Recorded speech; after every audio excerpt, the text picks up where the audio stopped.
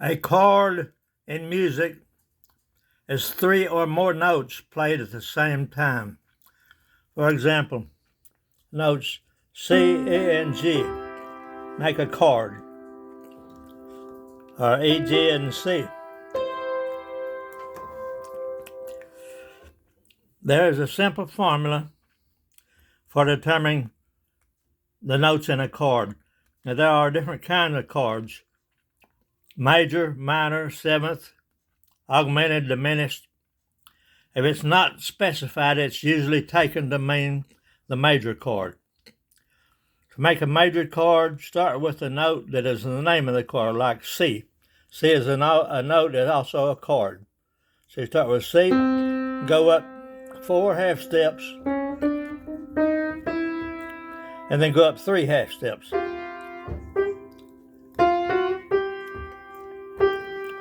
That gives you C major chord. For E flat, start with E flat note, go up 4 half steps, and then 3 halves. That's A flat chord. For G, start with the G note, go up 4, and then 3.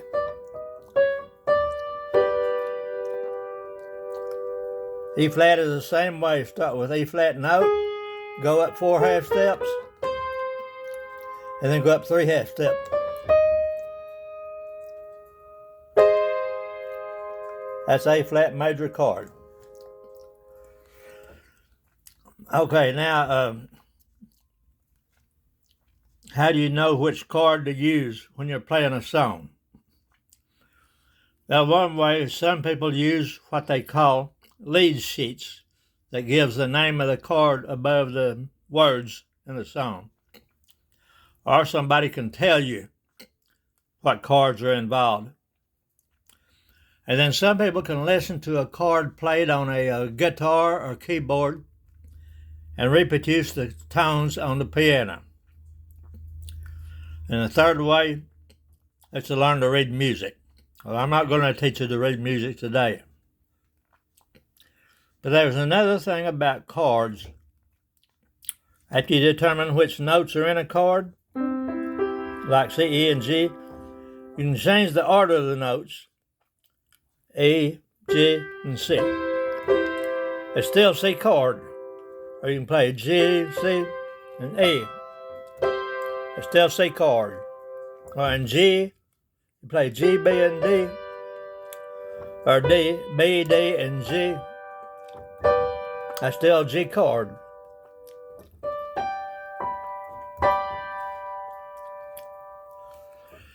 And there is another thing, what we call arpeggios. What that is a note of a chord played one at a time, usually for 2 octaves or more, like this right here.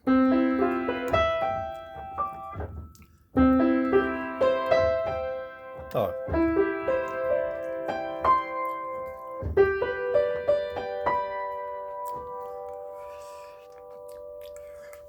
And there is an arpeggio that I use like this. I start, like for example, I might start with a high C note, and then play G and E. And then I move my hand down and play G, E, and C. Move it down again and play E, C, and G.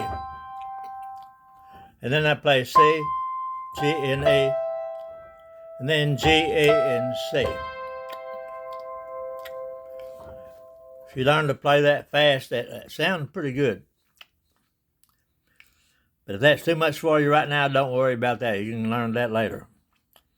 Another question that comes up is, what do you do with your left hand? Well, if I'm playing a C chord with my right hand,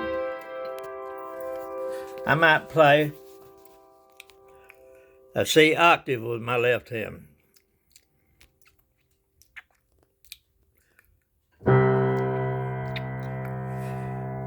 Or if I'm playing an F chord, I play the F notes.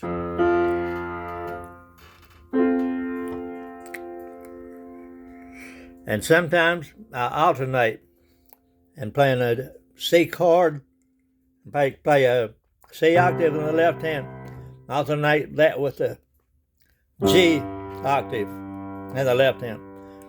That works because C and G are part of C chord.